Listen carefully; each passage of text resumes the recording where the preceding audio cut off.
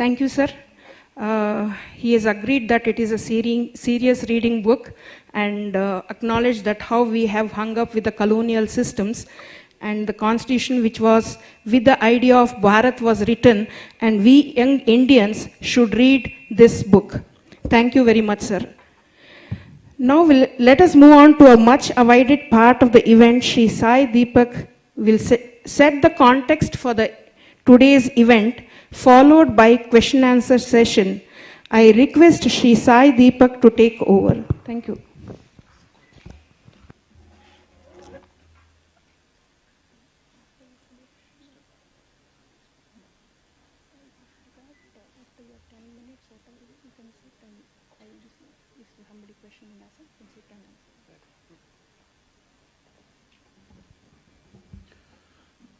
Good evening.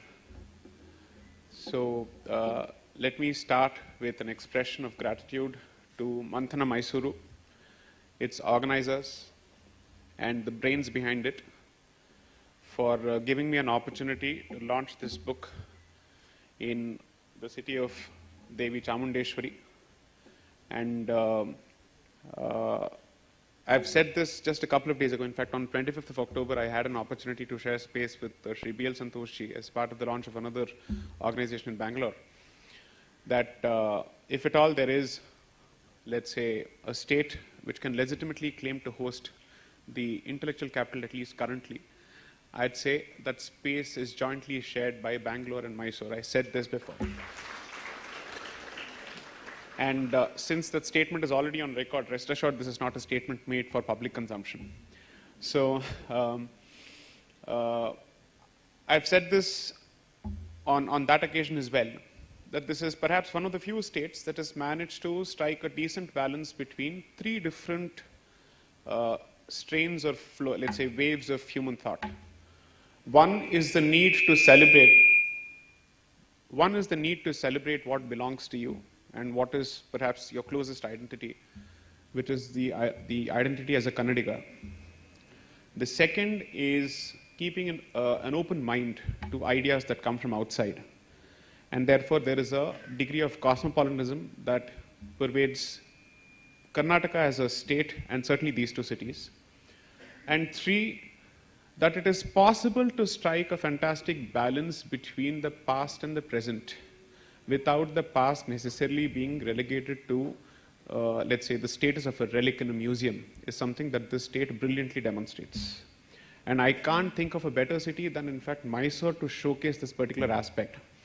Because every time you pass through this particular city, you wonder at the spirit of the city to keep its architecture alive, its buildings alive, and to somehow, let's say, stem the rapid movement of so-called development in such a way that it submerges whatever is native to this particular city, the spirit and culture of this particular city. So kudos to the spirit of Mysore and the people of Mysore for having done what you have. I wish there were more cities in this country that could emulate this particular model. Second, this particular event was meant to happen at least 2 years ago, where I was meant to interact with the denizens of Mysore. But I think it was destined that I come here to launch my book finally. And thanks to Darshan Rajji and his entire team for their perseverance and their doggedness in ensuring that I land in this place. And I'm very, very happy that I've come here. Today I had the good fortune of having a darshan at the temple itself and then visiting Parashara Gurukulam. I don't know how many people have had the opportunity to visit that particular institution. It's relatively fledgling and nascent, but I would request as many people as possible to pay a visit. I think it's one of those pristine enclaves of pure dharma, which one would certainly love to be a part of. I wish I'd received that kind of training as a child, and I envy everyone who's getting a training as part of this particular institution. If I'm not wrong, please correct me if my pronunciation is wrong. I think it's situated about 15 kilometers away from Mysore on KRS Road at Belagola. So please try and make it a point to visit the place. And I would urge as many people as possible to support this particular institution. The Veda chants by youngsters perhaps some of them under the age of 10, and some perhaps in their 15s, in their teens, is amazing, and I think it's a fantastic start to the day. 3, I thank Shri Yaduvir for taking time out of his schedule, for being a part of this particular occasion. And I think I couldn't have asked for a better chief guest simply because here there is a person who represents the legacy of this particular state, and given his age, when most people expect people of this particular age, so to speak, to actually give up their identity and their traditions, here's a person who is a proud bearer of the traditions of this particular state, not just the city. So congratulations for doing a fantastic job. And having had the benefit of meeting the members of the royal family in the morning today, I'm astounded by their humility. And this is not the first royal family whose humility has floored me completely. There is something about dharmic royal families, especially from the south, not to be biased about the south, but especially from the south, there's something about them which tells you that humility is something that goes hand in hand with dharmic traditions. The other family that I've had the benefit of engaging, let's say, fairly closely with is the Travancore royal family as part of my cogitations during the Padmanabha Swami temple case. And I've had the benefit of receiving their affection as well, and of paying, let's say, of having darshan of Sri Ananta Padmanabha Swami. That deity in itself is a different world altogether. Anybody who stands about 5 feet away from the particular deity is transported to a different place altogether. So I've had the benefit of engaging with that particular family and now this family. And there is something about dharma and humility that is inseparable. Notwithstanding how much ever you may have and whatever you think you may know, that there is a lot more to be done and there's a lot more to be known is something that they constantly reinforce over and over again. And that's been my learning. If anything, as far as this particular book is concerned, as opposed to the book showcasing what I know, it has actually been a fantastic journey in what I did not know and how much more there is to know. And I hope through the course of the trilogy, in addition to, let's say, peeling away layers of my own ignorance as far as Bharat's culture and its history is concerned, I also take the readers along as part of this particular journey, especially the ones who come from my generation, because I think this generation and the subsequent generations are in dire need of help. And perhaps, rightly so, it would help if this particular help comes from someone they are in a position to relate to in terms of age. And because then that gives them the confidence that if this particular person can do what he has or she has, living in almost similar circumstances and engaging with the same kind of peer pressure, why is it that we can't? I think that's extremely important for this particular generation to understand. Now, as far as the book is concerned, not to claim credit for anything that has been said by the Prime Minister over the last 2 days, but I'm finding it very, very difficult to dismiss the fact that the talk about coloniality has started finding a significant degree of resonance in several quarters. So let's start with the first statement that was made by the current Chief Justice of India, Sri N.V. Ramana, perhaps in September, just before my book launch in Hyderabad, which was on 19th of September, just a day before. He made the statement that the Indian legal system is in dire need of Indianization and decolonialization. That was followed by a statement made by the newly elevated Supreme Court Judge, Sri P.S. Narasimha, who made the same statement that perhaps it's time to revisit several of our judgments which suffer from coloniality. And then on the occasion of the Constitution Day, the Honorable Prime Minister, Sri Narendra Modi, makes the statement that the colonial mindset continues to plague our systems, and how it is the colonial mindset that is hindering the development of this country both from within and outside. And therefore, I believe that these statements establish the relevance of the book. And I don't say this because I have written it. I simply say this because it establishes the relevance of the idea itself. So this is more about the message than the messenger, which is to say that if this particular window of history is not utilized by this particular generation and the entire society, which includes the state as well, to remove the cobwebs and layers of coloniality which affect our mindset, I can't think of a better time window again. And most importantly, if you don't do it now, from here you go downhill, because as much as there is enough, let's say, cause for hope and positivity, there is enough cause for despair as well.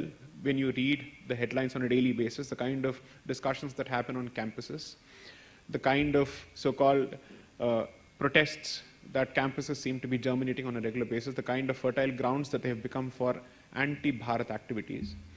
I think, therefore, not only is this the right time, it is the most critical juncture, because I think Bharat is at a crossroads, is at a significant crossroads. Perhaps since the invasion of the Arabs in the 8th century, 711 CE, this is perhaps the most critical juncture facing Bharat. And I say this without any attempt at hyperbole or exaggeration, because Bharat, as an independent country, notwithstanding the clout that it enjoys, is beset with a lot of challenges both from within and outside. And this is perhaps a huge realization that has dawned upon the society at a time when it is helmed by a government which has received a thumping mandate twice.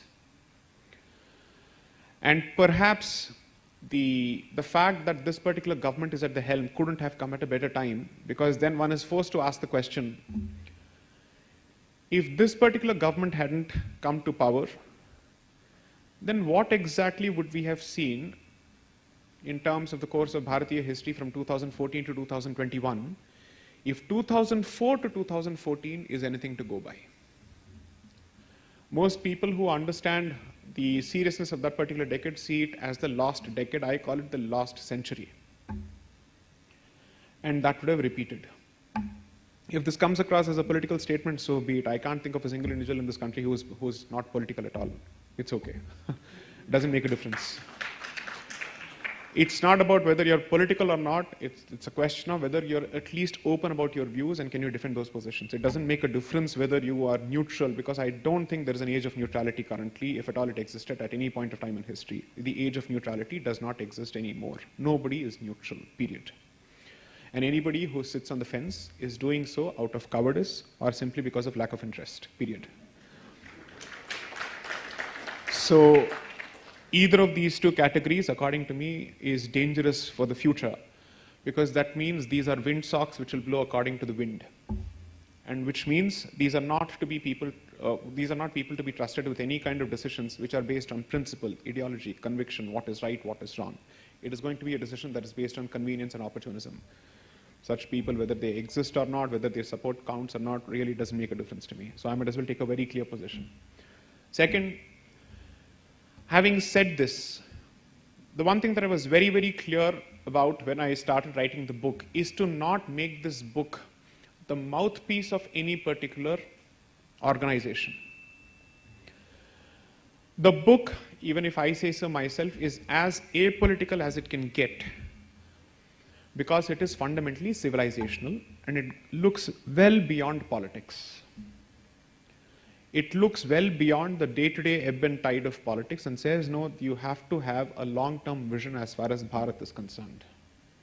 Because only then you'll be able to plan for the challenges of today as well as tomorrow, which are significantly caused by the legacy of the past. And therefore, one of the things that I've tried to identify in the book is that the constant debate on social media about the left and the right and this party and that party is still myopic, because regardless of whether you call yourself the left or the right, these are terms and mindsets which have been imported from the outside. So while you may think that you're not on the left and you're on the right, the fact of the matter is your thought process is still not Indic, it is still not dharmic, it is still not Bharatiya. Therefore, the existence of an alien consciousness in the mind is not something which one particular section of the society is exclusively afflicted by. All of us are, by and large, regardless of what we call ourselves in terms of the labels that we give ourselves. I come from this end of the ideological spectrum, I come from that end of the political spectrum. It doesn't make a difference. Especially on critical matters relating to Bharat's history, Most of us seem to be having the same opinions when it comes down to brass tacks and asking questions. What do you think about caste? What do you think about religion? What do you think about a certain community? What do you think about temple control? What do you think about these issues? I don't see too much of a difference between the left and the right, largely speaking. Therefore, one of the things that I've tried to do in the book is to address certain fundamental questions, keeping all these political labels aside. So my book is first of all not meant for a particular echo chamber. I want as many people as possible to read it, not because I want more sales, but because I believe that the wider section of the audience, regardless of its labels, is afflicted by this particular problem. Second, I'm going to make a slightly provocative statement. Just bear with me for a moment. I have given up on the left completely, on their ability to reform or recover. Impossible. I have zero expectations from them. So I am not going to waste a single breath of mine whining about them anymore. The constant urge to expose them on social media.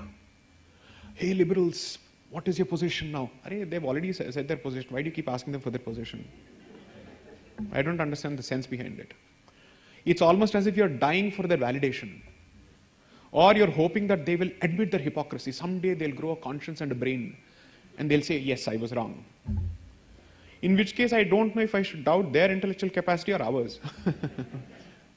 So therefore, my book is less about them and is less directed at them, but more about those people who believe that they're on the non-left. To tell them, okay, you believe you're on the non-left. Now let us test whether your views fundamentally are so different from them. And most importantly, whether the source of your views are Bharatiya or from the outside. I'll give you an example. Just do a random survey on Twitter. You'll find a lot of people from the non-left saying, I'm conservative, I'm right, I'm nationalist. Where do these words come from? You call yourself Bharatiya, you call yourself as someone who is proud of your Indic roots. Please tell me which school of Indian philosophy these three terms or these thought processes come from. I'd like to understand. I'm going to draw a lot of blank stares when I ask this question. Because then you'll be forced to admit that there is a problem with the non-left in the first place. And then we'll talk about everybody else. So as someone characterized this book, it's a blue-colored red pill. Basically to tell people, let us first come out of what we believe is the right view, and the more we hug this word called the right wing, the right wing, the right wing, you are hugging the problematic history of the global right wing and putting your position and the dharmic position in that nasty genocidal basket. So don't do it. There is a much better tradition that we can draw from, and the fact that you're not able to draw from that tradition is proof of our ignorance with respect to what those traditions stand for and what do they translate to with respect to contemporary situations. So you've still not been able to find an Indic or dharmic label for your positions, and therefore it's like, let's say, finding a vacant seat on a crowded bus. This is the only spot available. Left to gaya, to sirf right baki hai, to us par baith jao. As opposed to applying an original filter to these issues. So this has been as much an exercise in my own, let's say, in exposing my own ignorance, and those of people who I felt are coming from the same side. So let's call this an intervention for this particular side to say, the day the non-left in this country elevates the scope of its discussions and starts drawing from Bharatiya philosophies, it would be in a much better position to pontificate to the left. Until then, it is a mere ego battle that is being fought on social media, on Facebook and Twitter, to win brownie points. To say, I am better, this party is better. You have not been able to go beyond the party or an organization. You have not been able to look at a particular position. So that has been the central idea behind this particular book.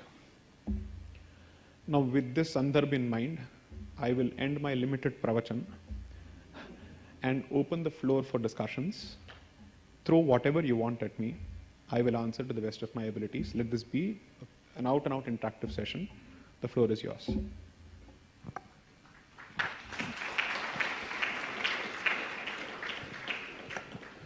I've been given the benefit of sitting and answering, but I'm typically better when I stand and answer during the Q&A session. You'll enjoy it even better, so wait. Please go on. Yes. Exactly the point. The lawyer needs to stand, the energy needs to come out. Good evening. Good evening, sir. My pranams to His Highness, Sai Deepak, and to you. Basically, I want to ask a question that you have been doing an excellent job on educating us on Indic civilization. Would it be, in your knowledge probably you must have thought about it, to develop a team of legal minds across the country, every city, every town and a village, to take on this task for every issue at local levels so that the Indic culture is established more strongly? Hopefully you can. So, thank you for the suggestion. The thing is, thanks to the number of talks that I have done, and especially this book, I think a certain misconception has been cemented, which is to say that I do this full time. This is less than 20% of my time. And I do this as part of my pro bono commitments, which is to say, every lawyer is expected to earmark about 15 to 20% of his time doing stuff not for money. Most people, because I've said this before, in the legal fraternity, follow the rule of the Indian traffic, which is to say, keep left. Okay? Therefore, they go to their favorite causes. Human rights, civil liberties, gender studies, that's what they go to. I have decided to use my time for dharmic causes openly and clearly. So therefore, all these cogitations and whatever I do is part of that 20%. I do not have the bandwidth to do beyond this, simply because, how do I put it? I love my profession too much. I chose law for a very particular reason. Apart from the fact that I love the profession, it also gives me the ability to hold forth on some of these subjects with a certain degree of information. And therefore, I don't want to lose or dilute those skills which are central to me and which define me. Therefore, the legal skills is, the knowledge of the law and its application and legal logic is what I bring to the table. The more you generalize your skill sets, the less valuable you become and the less useful you are in the long run. So therefore, I don't wish to dilute those skills. However, not to take away from the suggestion that you've made, the good news is, fortunately, thanks to the social media positional advantage that I enjoy, I have seen a lot of committed individuals and lawyers take up these causes on their own in different parts of the country, which is exactly what the idea was when I set out to support these initiatives, that to show that it's possible to maintain a decent balance between your regular work in your life and your commitment to dharma. And that what I'm doing is not extraordinary, it is merely planned and calculated. And the only sacrifice that I have to make is the time that is spent on partying and any other useless socializing, which I'm more than happy to give up because I have zero interest in it. I'm positively antisocial on that front. So that is the only sacrifice that I've had to make, and it's not a sacrifice. I enjoy having made that sacrifice. It's completely useless, and especially in the Delhi circuit, I have zero interest. So once you are able to establish that this is feasible, workable, and this does not require you to be a bitter, poor martyr, which nobody in this generation wants to be, and rightly so, why should you be? Then it gives them the incentive to start thinking on these lines as to how do I combine my professional skill sets with my commitment to the civilization cause without sacrificing on my aspirations of a decent lifestyle and also leaving a legacy behind of having done something meaningful. That's basically the entire format. And once this message goes loud and clear, the hope is that I will have more people to network, because the point is you have to understand this. don't expect any lawyer worth his salt and let's say worth his acumen to actually just jump into dharmic causes without an incentive. That's not happening. And if you think that people on the other side are working for ideology alone, no, money is being thrown at them. Some of them may not even be interested in the ideological cause of the other side. They're only interested in the fact that a career path has been provided for them and somebody is grooming them and mentoring them, period. So if you're in a position to provide money, those guys will jump on this side. That's how it works in most professions. So the assumption that 100 out of 100 people on the other side are all ideologically driven is stupid, it's foolish. I'd say it's typically the 80-20 rule. 20% are ideologically driven, rest of the 80 follow these 20 people because those 20 people represent a success story, so to speak, and therefore they're following them in one way or the other. So you need to be able to create that 20% on this side, provide certain success stories, and then hope the others follow. That's how it works. But on a more tangible note, on a more practical note, I operate with two very clear realizations. I'm good at what I do, and I don't need to be humble about it. But I also know one thing about, let's say, the magnitude of this cause, that I can't do everything on my own. Impossible, and you shouldn't be. It's too huge a task for any one particular person to operate with a messiah complex or a savior complex. That I am the avatar Purush who has come to actually do all of this. Not happening, sorry. You're dealing with legacy issues of 1400 years. So there is a lot more to be done, and you need a critical mass of people working on this. So therefore, wherever possible, and wherever I find a decent blend of competence first and commitment to the cause later, and when both these come together and there's a happy marriage between these two skill sets, I have collaborated with such people. So for instance, let me give you a live example. So about 36 Christians were found to be occupying positions in Tirumala Tirupati Devasthanam, and we asked ourselves, how on earth is this happening? So when this issue came about, now this is an issue that relates to a temple in the south. I am sitting in Delhi, practicing in Delhi. And I don't want to make the mistake of Delhi-based establishments, which is to assume that what is good for Delhi is good for the rest of the country. Okay? And therefore, I delegated that particular issue to a local legal team with a decent supervision, because the assumption is, if it traverses from the local courts and comes to the Supreme Court, I need to know what is the journey that it has traversed. Therefore, I need to have an oversight of it. But a local legal team, which is a competent law firm, is handling it very, very clearly. Similarly, in Madras High Court, Odisha, Bombay, wherever possible, we have done this. And a good number of these legal teams have volunteered to offer their services pro bono themselves. That is the importance of having a very clear, let's say, model to emulate in terms of a workable model. So when someone assumes that I am sacrificing something, I'm sorry, I have not sacrificed on my lifestyle, I will not. I have not sacrificed on my financial opportunities in terms of my practice, and I will not. Because that is what gives me the ability to do everything else. What is the first rule that they tell you when you sit in a flight? Protect yourself first, and then you can offer the oxygen mask to somebody else. It's exactly what I'm doing. Okay? You have to be realistic about these things.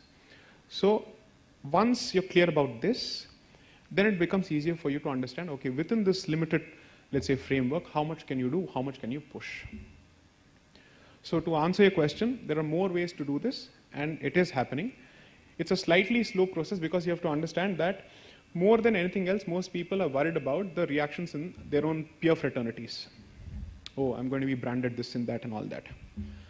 But when they realize that there's an incentive to being branded like that, they'll jump. So I'm merely creating an incentive to be branded like this. Yes, so what? Of course I am this. So what?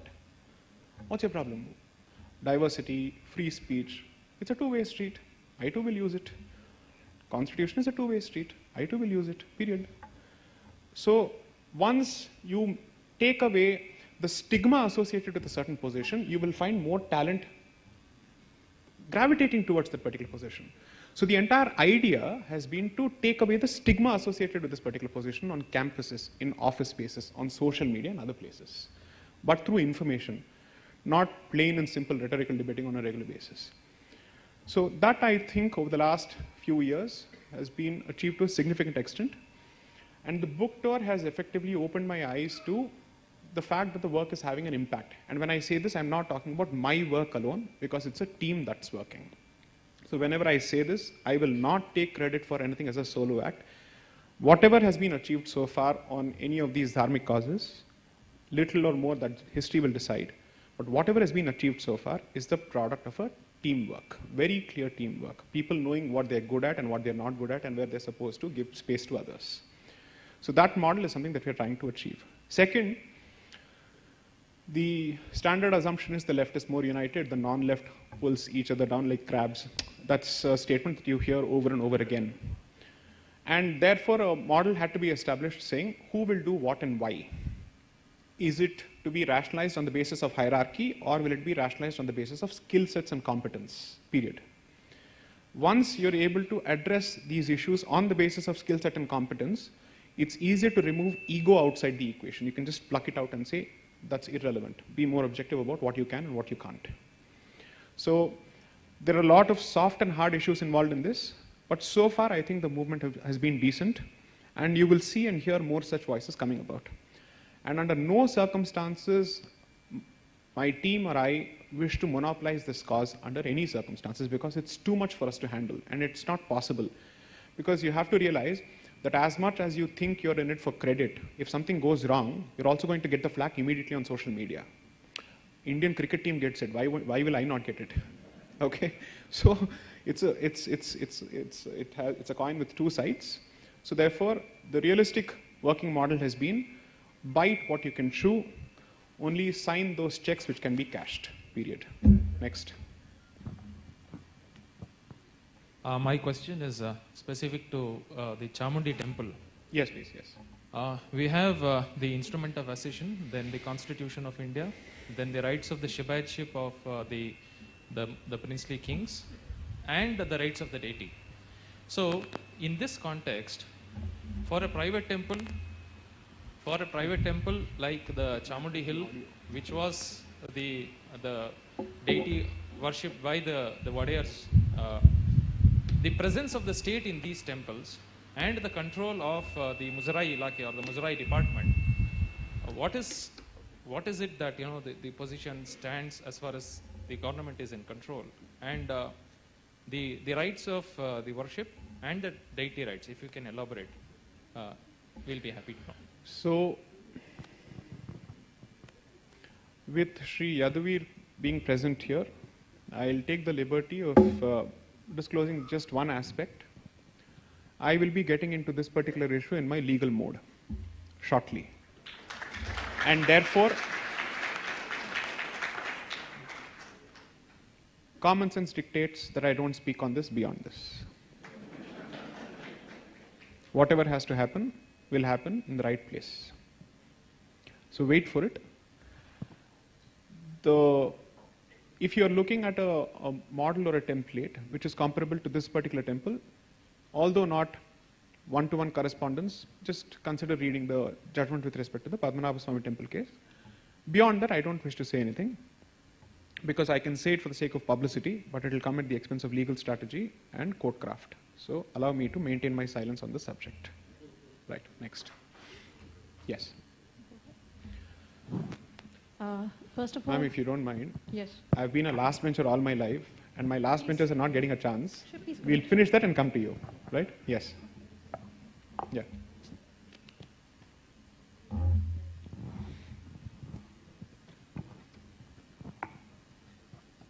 Namaste, His Highness. And hi, Sai Deepak. Please. So my question to you is, firstly, thanks for, starting a fire of decoloniality. But for me, decoloniality, what will be the end state of it? What will be the institutions? How will the institutions look like? How will the judiciary look like? At the end of this whole project, what is it that we'll be looking at in the whole picture? Thank you. I don't have an answer to that question in terms of the specifics, because my own analysis is incomplete and it's work in progress. I will tell you what I'm clear about so far. That there is a problem of coloniality, and the decoloniality is the solution. These are the two crystal clear conclusions that I have arrived at in my own headspace. What will it translate to in terms of the nature of the state, the organization of institutions, the relationship between the temple and the state, individual rights, gender rights, all these issues? I will be in a much better position to formulate after I'm done with the trilogy. And there's a good reason for this, and I'll explain why. My analysis of the Constitution and its colonial consciousness is far from complete. I still don't have a clear answer as to whether the document is fully colonial or fully decolonial, or is it a mixed bag. If it is a mixed bag, is it 70-30 in our favor or against us? I don't have an answer to that yet. And since I'm taking this up as a very serious scholarly pursuit, not to give myself the tag of a scholar, but to say that I want to be rigorous about this, I haven't decided the outcome and then pushing my evidence in that particular direction. I haven't done that yet. I have kept an open mind to what the literature may educate me as I go through it. So I will be in a much better position to answer this question. And I repeat, much better position to answer this question as opposed to saying I'll have the correct answer to this question. I'll be in a much better position to answer this question after the trilogy. So just by way of a spoiler, a bit of a spoiler, is that what I thought will be the timeline of the second book. I've started working on the second book to a significant extent, and I've altered it because there are portions which I want this generation to know of Bharat's history.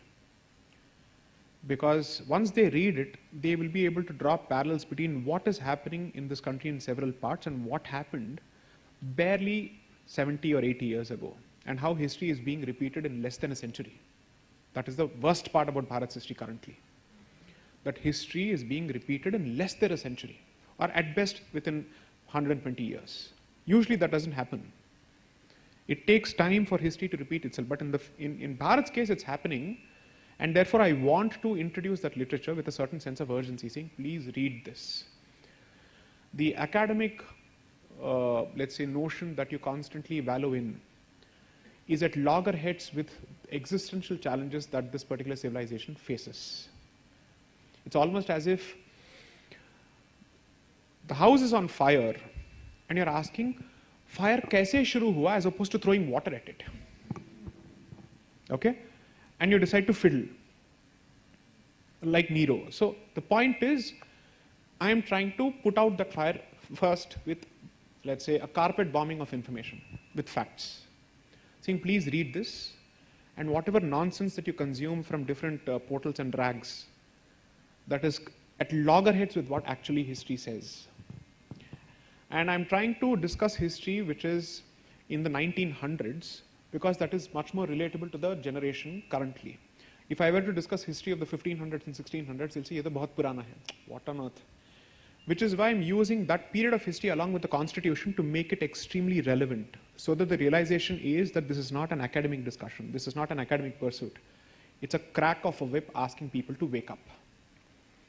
So wait for the third part to come out, which should hopefully be in June 2023.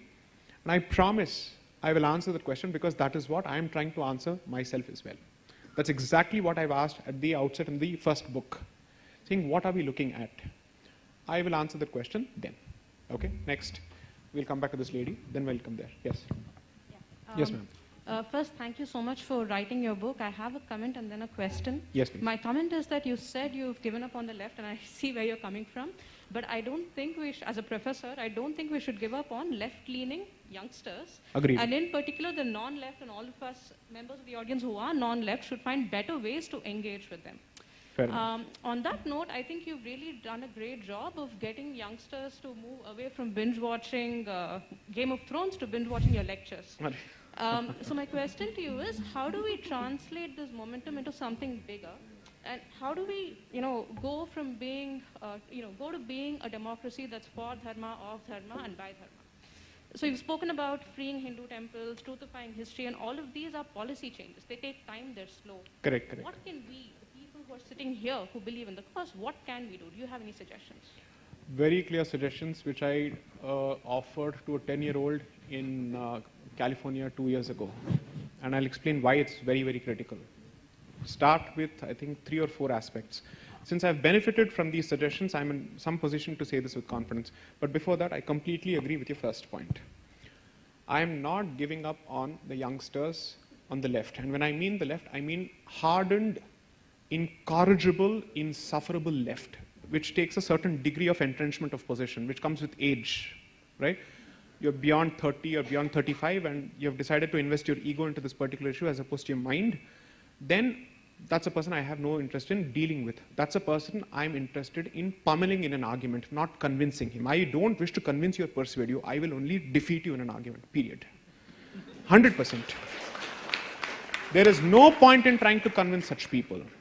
You only tell them, you understand only this language. It's either here or there. Come here, we will talk, period. But you have to engage with the youngsters, 100%, because it's such a huge demographic. And from the point of view of the fact that this demographic is so vulnerable, especially through the education system, you cannot afford to give up on them. So I'm with you. Coming to the realistic suggestions. Put yourself in the shoes of a person who has a workaday life and who does not have the ability to pursue big-time causes at a macro level. What can that person do? Basic issues. One, what is it that I've started with in the book? Language, semantics, linguistics. So learn your mother tongue at the very least. Equip yourself with knowledge of your own literature at the very least. I've given this unpopular example before. I don't see why it should be unpopular. In fact, it's a backhanded compliment, so I'll repeat it. I challenge anyone to speak in Kannada with the same fluency as Asaduddin Owaisi speaks in Urdu. If you can't, he is doing something right which you aren't. Period. So start with the language. That's one. Second, I'm making the point that if you're not in a position to contribute to the Free Temple movement at the macro policy level, what is it that you can do? 2 things. In fact, 3 things. I want to be able to see that a person walking on the street is a Hindu, which means whatever is the visible symbol must be there. It starts with that, 100%.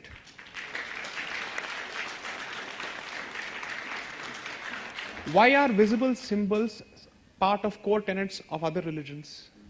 Because it becomes a part of your habit, a part of your second nature, and you will not think and talk about your religion at, let's say, at some esoteric level as if you're talking of a third party. You won't talk of it as if it's a stranger. You need to be able to connect with it.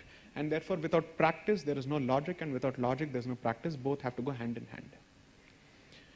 You need to know what is it that you're fighting for on social media. And if you don't even practice it on a daily basis in the simplest of forms, what on earth are you fighting for? I don't even understand. Makes no sense. Then you're not fighting for the cause, you're fighting for your ego investment in the cause. Which is to say, I want to prove that I'm right on a particular topic, as opposed to saying I'm supporting something that is right. Okay? So a visible symbol is necessary. Third, the corollary from there is that take ownership of at least the local temples. Why is everybody sitting in some remote part of the country and constantly think of Jagannath Puri and Tirupati but not the local temple? Is this temple under any less state control compared to Tirupati? No, it's not. This is the temple which shouldn't be under state control, because if at all there are some policy justifications for the state being present in a macro institution and a mega institution which could have security issues, what is its justification for being in the street temple? I don't understand. What money are they going to make? What corruption are you talking about, and who are you to talk about corruption? You have no moral authority. The Indian state has never had moral authority to speak on corruption in the last 70 years. So who are you to talk about corruption? At least if it's corrupt, it's someone from my community eating it, as opposed to you taking money and giving it to some other community.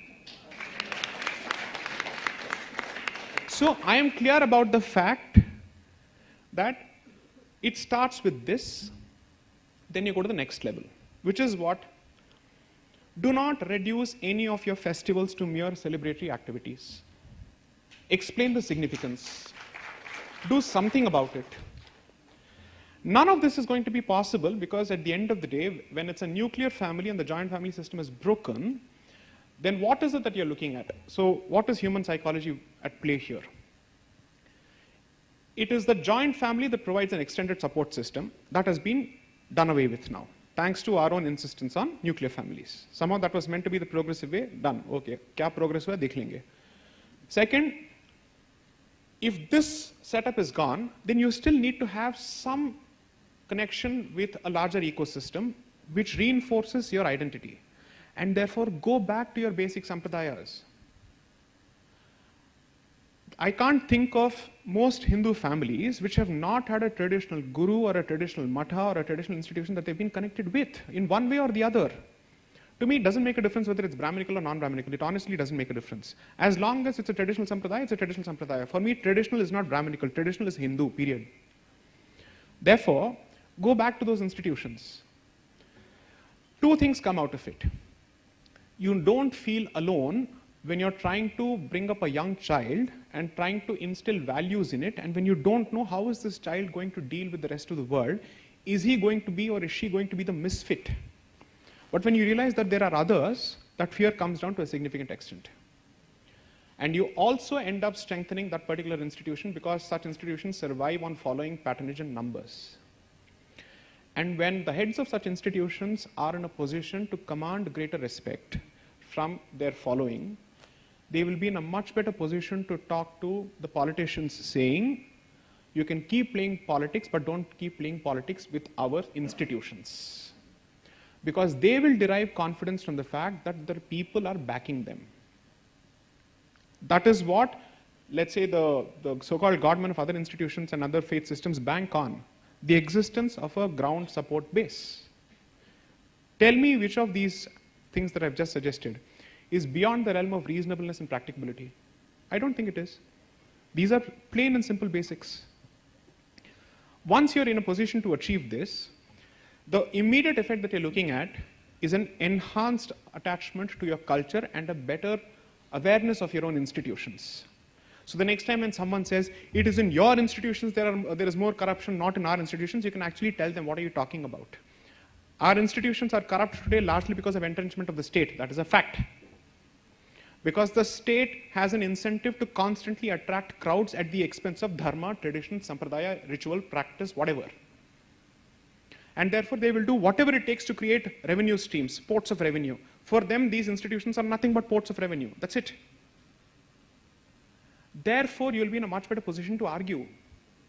Nothing that I have said in the last 5.5 years, ever since I started speaking on the subject in September 2016, is beyond, it's not something that requires a 120 plus IQ or 160 plus IQ. It's plain and simple logic based on the ground realities. If there is a payment-based darshan queue system, who benefits from this? First, the person who controls the affairs of the institution benefits from this. Who is the person who's controlling the secular aspects, which is to say the monetary and fiscal aspects of the institution? It is the state. So why is my community taking the rap on its knuckle when the state should be held responsible for this? Why is my community, my faith, and my institution being constantly called a commercial institution when it is the state that is responsible for this? And it's constantly my community that is the favorite whipping boy of everyone who says Hinduism is all about money, wherever you go it's all about money. Is that the case? If that is the case, it is in other faith systems that there is a systematic, organic way of collecting money on a monthly basis. 10% has to be given, whether it's a church or a mosque. It's not my temple that's doing this from everyone, right? So that takes us to the next step. There is an obligation and a top-down imposition. I am saying those who are serious about this, park 10% of your revenue. Use it to support the causes which you believe are advancing the cause of dharma. If you cannot be a Rana Pratap, at least be a Bhamasha is something that I've said umpteen number of times. So if you cannot be in the line of fire, at least support those who are in the line of fire in one way or the other. And therefore, monetary support is the most important way of doing that. So 10 to 15% of your income does not belong to you, is your self-imposed restraint. Do that. 5, very, very dangerous suggestion. Hinduism is not a pacifist religion. Hinduism is not a religion of cowards. Hinduism does not fear force. Therefore, revival of the Kshatriya spirit is critical. 100% critical. If you constantly think of it as the dirty job, then all you're going to be left with is a small island surrounded by a gutter. Let's see who's going to do the dirty job then. The state under any government cannot do this, and certainly cannot do this efficiently, which means the Hindu community must slowly start looking at self-sufficient enclaves, which are equipped to protect themselves. Several states in this country have already shown that the existence of the state apparatus is not an advantage. It has actually turned to be a liability for Hindus when they want to protect themselves. So, do not use the Gita to teach pacifism to your kids. Teach the Gita to teach Kshatriya to your kids. The Gita is not meant to be a post-retirement Katha Kalakshepam book where people get together for satsangas and test each other's memories. Do you know the shloka? Do you know that shloka? Oh, that goes on. Is that what it was meant for? Arey, what have you understood, man? So, grasp the saransh and apply. All of these are doable. None of these require state support. None of the things that I've said so far require state support. Now, despite this, if you don't wish to do it, well, you've just signed away your destiny as a civilization. Then, Ram Naam Satya Hai. Next. Namaste. Yes. I appreciate your point when you told that a person who is leaning towards no party, the same way a famous scholar and poet of Karnataka, DVG, says, Pakshatita Rashtraka. You also mentioned that leaning towards right will make us fall into the problems of global left. I agree right. largely. Global in the, right. Global right, Yes, sorry. right. In the same way, will we not fall, by following these decolonial principles, will we not fall to the problems of the global decoloniality? Where is that border line? Okay, fantastic question. And this question has been asked of me twice, and I've responded 5 times. So let me repeat it once more. Decoloniality does not have one global template, which means the solution is local and contextual. Therefore, decoloniality starts with the basic presumption that if you remove the colonial filter from your head, you will be able to access your past without hindrance. And the collective civilizational forced amnesia that all of you have been put through and all of us have been put through, we will come out of it. You will literally be the Neo who's pulled out the plug and woken up in the tub, in the matrix. After that, what you do is your call and your choice as a culture, as a society. I have not subscribed to any abstract universal definitions of what should be a decolonial approach for every society. What have I said in this case?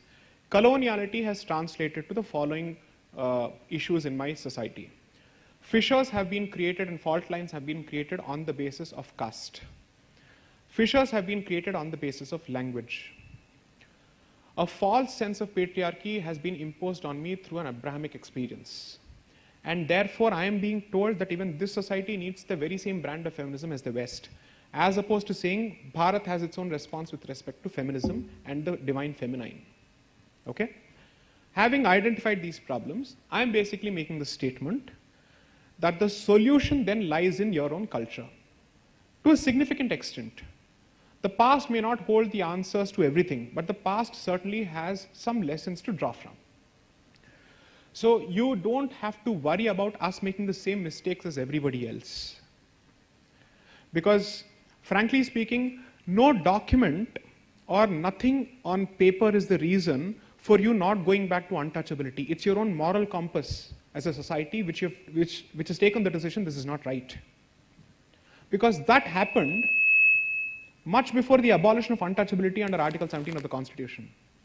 That movement started in 1930s itself. So put some faith in the moral character of your community.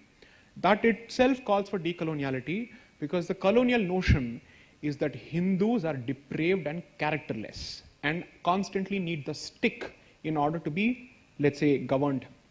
Whereas the decolonial thought says, this is a society that believes in the concept of dharma and duty. Give them that respect and the society will respond and reward. Don't treat them like animals who require a top-down imposition.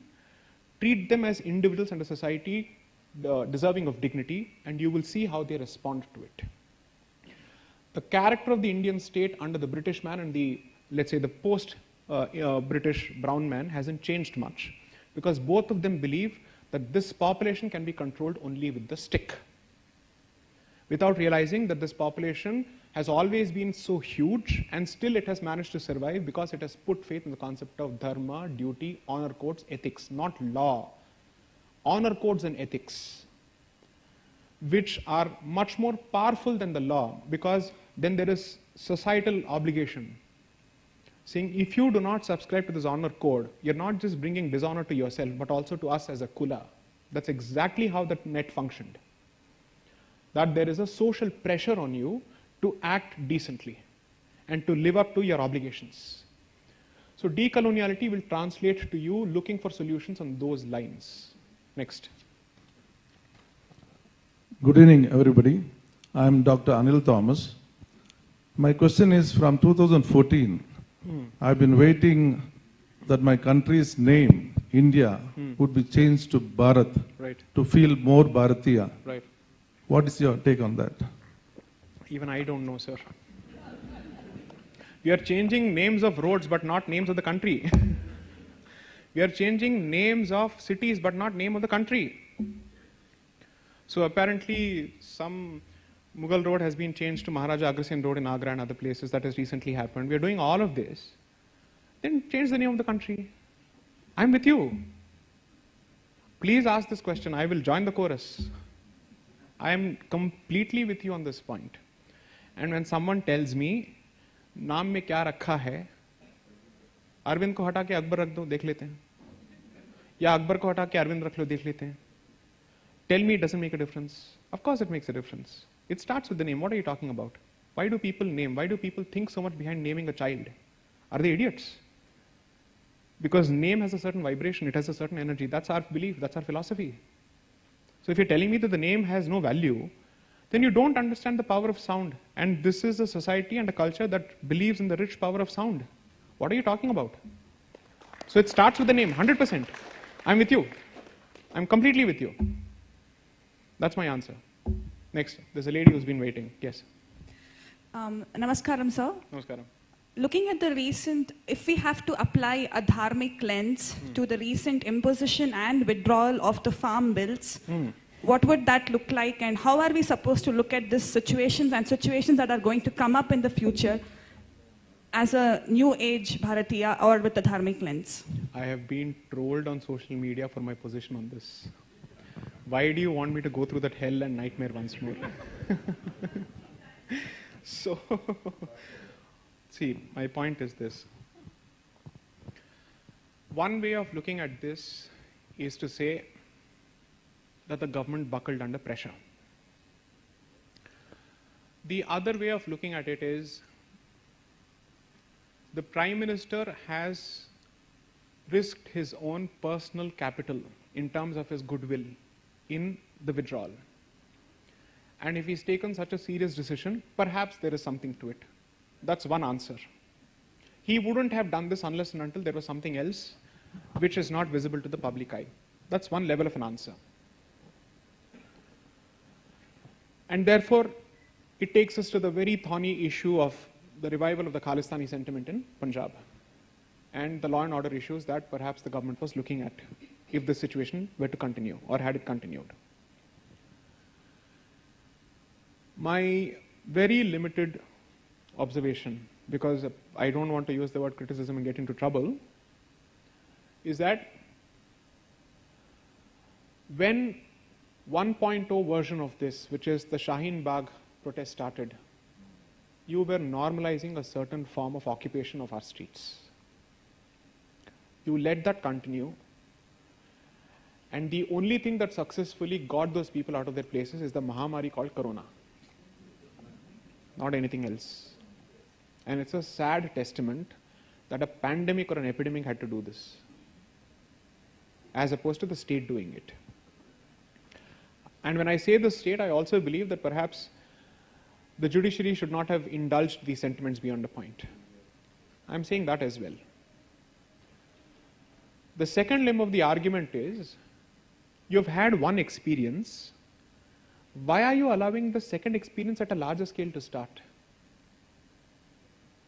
So does this mean that with the right kind of faces and the right kind of occupations, this country can be occupied and anybody can have their way? Is that the message that is being sent? If yes, should we start adopting that particular approach for temple freedom and other issues? Is that the message? I don't know. Maybe that's the message, but still, my point is that I continue to believe that a government which enjoys such a popular mandate still should have put faith in its own support base, which stood by it after 370, which stood by it after CAA, which stood by it after the NRC of Assam. Despite all these protests, the silent majority has always supported you. And it is this silent majority that has given you this power. So put faith in these people as opposed to a bunch of stone pelters and stone throwers and anti-national protesters. I will also caveat this by saying I am not going to call every farmer who has participated in this protest an anti-national. Sorry, I can't do that. That would be too much of an argument to make. All I'm saying is, anyone who's allowed a separatist sentiment to enter and infiltrate this movement has jeopardized their own cause and has also put at risk Bharat's security by reviving a much more dangerous issue than Kashmiri terrorism. Something that we struggled to put down, and it was a bloody put down after several years, after a lot of effort. And the healing process has been significant, and we have managed to bring it back and give it a certain degree of normalization. For me, the repealment of the farm laws is secondary, but the normalization of the Khalistani sentiment is the primary problem. That is the only thing that I'm worried about. Because farm laws, farmers have lived in this country, they have survived under the worst of circumstances, they'll find a way. And since the repeal of the farm laws has not translated to a backlash from the farming community, maybe it shows that they still have some faith in the government, especially the Prime Minister himself. So I'm not willing to comment on that. All I'm saying is, I just hope that we are not looking at the revival of Pakistan's K2 policy, Kashmir and Khalistan. When that happens, coupled with what's happening on the Chinese border and multiple issues across the country, along with illegal migration, you're literally looking at India being sieged from within and outside. I just hope that we are in safe hands, and I pray that is the case. Next. Namaste, Mahodaya. Ji, yes. I am the first because I am the last bencher. मैं हूँ शेषाद्री प्राथमिक शाला शिक्षक हूँ, सरकारी प्राथमिक शाला शिक्षक हूँ जी सर। इसलिए मैं मेघालय सिस्टम का एक वेक्टर हूँ और आने वाले पीढ़ी के लिए ब्रह्मा भी हूँ। बहुत मेघालय को मैं उत्पादन करता हूँ। Any specific suggestion from your side for implementing decolonization mindset? See, one specifically I say, I skip usually Gandhi Jayantis. So a notice was served on me for not attending the national festivals. Immediately I answered with a Supreme Court order saying it is not mandatory to attend national festivals. Join my profession, sir.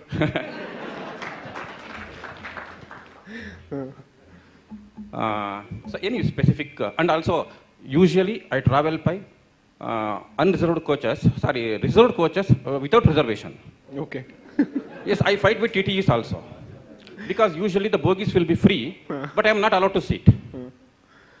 In such cases where there is, my activity is not considered lawful, how should I react?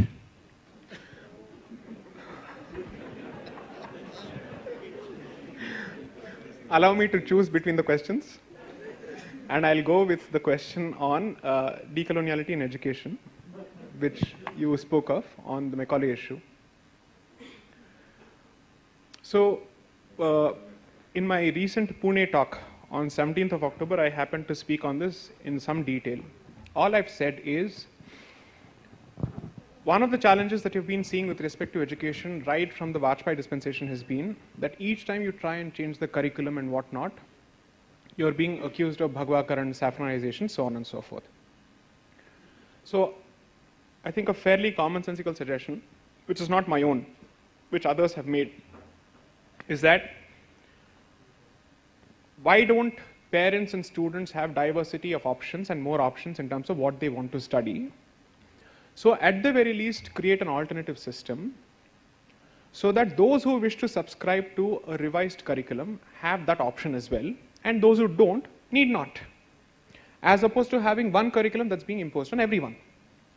From the sciences to the history to language and all these subjects, allow us to craft, let's say, an Indic knowledge system or an Indic education system, and create a separate board, just as you have the ICSE and the CBSE, create a separate board, so that it becomes one of the mainstream options, and so that you have schools and education investors moving in that particular direction. Jisko ye padhna hai padhe, jisko wo padhna hai padhe. I don't want to read Macaulay's version of my history. You don't want to read the Bhagwa version of our history. Don't. Let history decide subsequently as to which of the two products are good for the country. At least let us have more options, as opposed to everybody being sent to this mass-produced factory, right? That is perhaps one solution, because you see, typically most governments operate like water. They want the path of least resistance, okay? Therefore, I'm saying this is the path of least resistance, wherein you're not taking away something from them and you're not imposing something on us, and vice versa, period. Second, you have to ask yourself a simple question. When in the opposition, you opposed RTE significantly, and the exceptions given to minority institutions and the RTE, you opposed it. Why haven't you acted on that opposition and acted on that belief in the last 7 years? Which means either scrap the RTE or make it equally applicable to minority institutions. That hasn't happened. The reason why this becomes significantly important is the RTE system has devastated non-minority schools because they have not got the kind of payouts and subsidies that they're supposed to get from the state out under the RTE structure. In cities like Delhi and states like Delhi and other places, you're looking at thousands of schools being shut down because they're unable to run. So when you're looking at the education system, I'm looking at the hard infrastructure apart from the content which that infrastructure disseminates. So here is the fairly clear solution, at least workable solutions for both these subjects. And it's not the first time this is even being proposed. So I don't think it's a question of paucity of solutions. Perhaps it's a question of will, political will.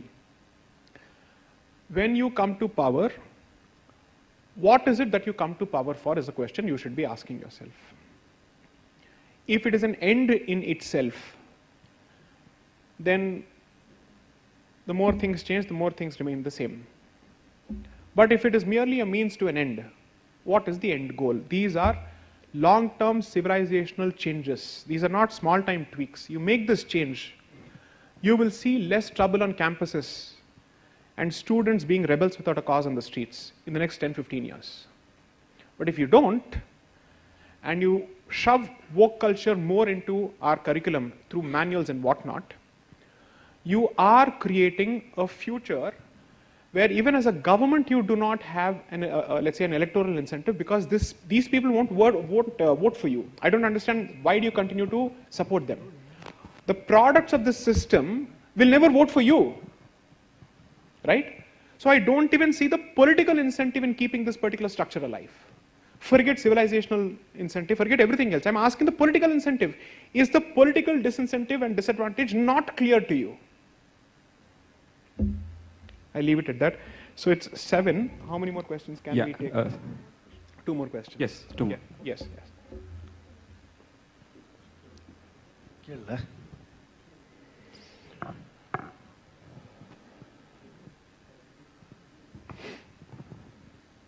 Excuse me, sir. Yes, ma'am. Regarding the constitution, we have only one constitution, isn't it, sir? So why can't we have only one law which is applicable to all Indians? That is creating problem. The law itself is dividing. If we have 2 laws, for in the Indians, Hindu law is there, and for Mohammedans there is another law. Why can't you have that? And being an advocate, yourself is an advocate, why can't we fight for that? Ma'am, how many things will we fight for? Applicable to all Indians, Hindu law. It should be, I think that is good, I think. Instead of having, nowhere in the world we have 2 laws like this. Understood. Okay. Isn't it, sir? You're right. You're 100% That right. is my opinion. I agree with you. So your that's point why, is there should be only one law, which is Hindu law. I'm with you. when we have one Right, constitution, correct, one correct. law. Correct. That's So all. If it is applicable I think to all. the solution is straightforward. Yeah. Let this government declare that this is a Hindu nation. After that, we can have a Hindu law. Yeah, that is true, sir. Okay. Yeah. I am saying the government should do this. Yeah.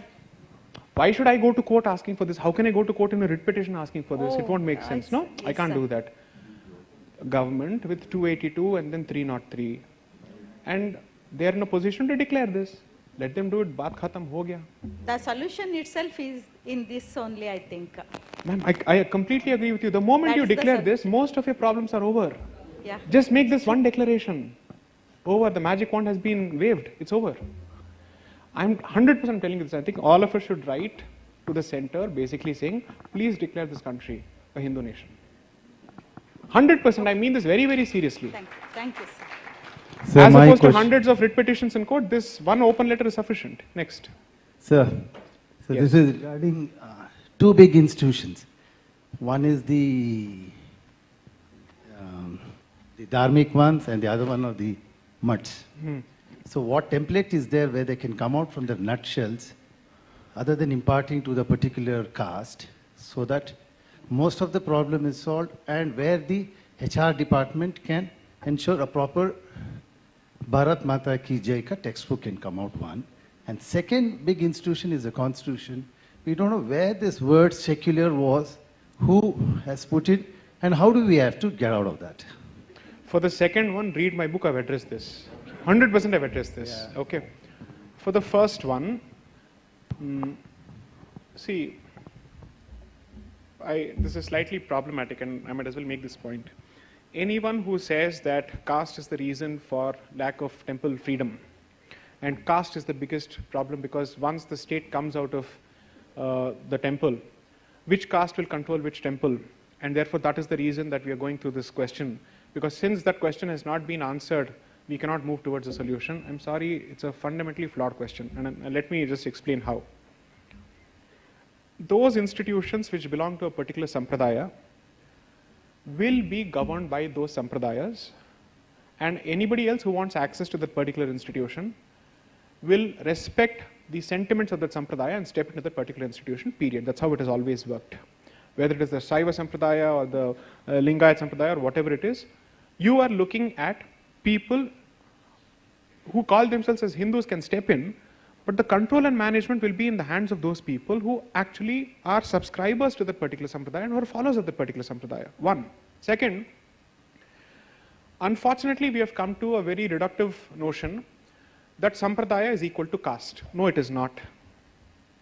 In some places, sampradaya is equal to caste, where some varnas control certain institutions. But in a good number of these instances, sampradaya is across varnas. You need not be, let's say, a person from one particular varna alone to be a part of the particular sampradaya. Okay? Second, as long as the core rituals, or rather as long as the religious practices of that particular institution are entirely in the hands of those people who subscribe to that particular sampradaya, you can have, let's say, a management system where perhaps others have some say in the management. However, to say that non-members of the sampradaya will equally have rights with respect to the religious affairs of one particular sampradaya is not done. And there's a good reason for this. You are fundamentally, as a dharmic system, a collection of various sampradayas. Therefore, every sampradaya decides to protect its traditions very, very fiercely. That's how, for them, Hinduism starts and ends with their sampradaya. So your idea cannot be that for the purposes of Hindu unity, I will create sampradaya complete, I'll destroy sampradayic identities completely. If you do that, you don't have a viable replacement also. Then what are you going to do with all the traditions that have come as part of this, all the vocations that have come as part of this, all the knowledge traditions that have come as part of this? You will kill everything. So this blunt James Bond hammer, let's say sledgehammer approach, which is to say Hindu unity is the goal and therefore caste is the problem. Destroy caste, destroy sampradaya, destroy diversity. Uske baad kya rahega Hinduism mein? What is left in Hinduism after that? You have created an Abrahamic equivalent of Hinduism, period. Your internal diversity has been killed. So I'm sorry, anybody who says that let us destroy all these identities for Hindu unity, unity is not created like this. Let me tell you how it is created. Christians and Muslims too have diversity in denominational identities within their religions, right? So why do you assume that they are united despite their diverse identities and you are not? Two reasons, two very good reasons. Unity is created also by defining who does not belong to your group. Therefore, they are very clear about who is a non-Muslim and who is a non-Christian. Whereas we are the ones constantly saying everybody is a Hindu. Everybody should be given access to our temples apparently. Even people who have broken our temple should be given access apparently without the need for an affidavit. This is what we are saying. So the one thing that you have to learn from them is the identity and the clarity as to who is the outsider. A community is defined as much by its identification of insiders as much by its identification of outsiders. Second, what rallies people around is not a vague idea of unity but a specific cause. When Ram Janambhoomi movement was going on, did people ask each other their castes and contributed to the Karseva? No. Where was that happening? According to them, they were all fighting for a cause. Jati was irrelevant, Varna was irrelevant. So identify causes which bring people together as opposed to simply saying destroy the structure. If you do not have a replacement for an existing structure, you do not have any business destroying the existing structure. Because then you're creating anarchy. You're creating chaos. You're creating the absence of a social structure and a social net, a safety net.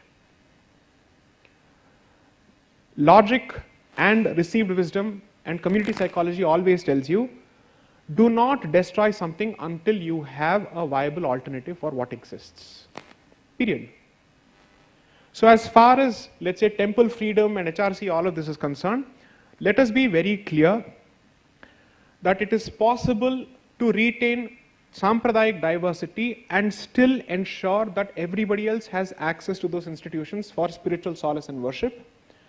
And none of this should be given as an excuse to allow the government to stay inside temples, regardless of whichever party may be in power. Have that clarity. Don't make this a political position, make this a religious, civilizational, cultural position. You will survive. Thank you. Is that it? Yeah, thank you.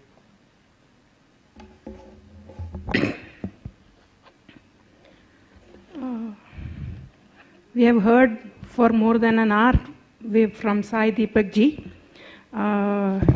He has given a lot of insights to us, and he has also acknowledged the royal family's humility and the dharma here.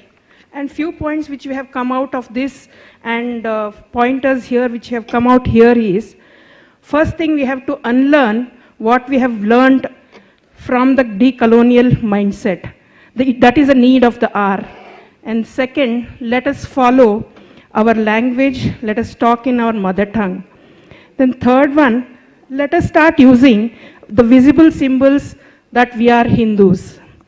And let us take the ownership of the temples. And not last but the least, let us all strive for a Hindu nation and call this Bharat. And let us also revive the Kshatriya spirit in every one of us. Thank you, Saiji. Now let me finish with the vote of thanks. On behalf of Manthana, I take this opportunity to thank His Highness Sri Yaduvira Krishnadatta Chamaraja Odayar for his revered presence and releasing the book. For you have taken time to be here despite your busy schedule. It is very kind of you, sir. Thank you. I thank Sri Vasudev Bhatt who agreed to be here with us today, sir. Thank you very much. Now I thank Sri J. Sai Deepak who agreed to be here, come to Mysore all the way from Delhi despite his busy schedule, who have become a source of inspiration to a lot of people here. Thank you very much for writing such a wonderful book, as this was the need of the hour. I believe it will carve a place in every person's collection of books and reference guide to study Bharat. Thank you, sir. I now like to thank Vijnana Bhavan, who has helped us tremendously by providing this wonderful venue. Thank you all. I also thank and acknowledge our friends from the media fraternity who have covered this event and also given us publicity in this media. Thank you all. I also thank our support team, sound systems, photography, videography, Samparka Vibhag, Prachar Vibhag, and all the members who had directly or indirectly contributed to this successful event. Last but not the least, you, the audience, the erudite audience, for coming and gracing this event. I would like to acknowledge the presence of many notable personalities here. Thank you all for being this on such a wonderful audience. Thank you, sir. Thank you, one and all. Now we will have a book signing session. Whoever have purchased a book or have bought the book can come here in an order and get the book signed. Thank you. Please give your feedback form in the counter there.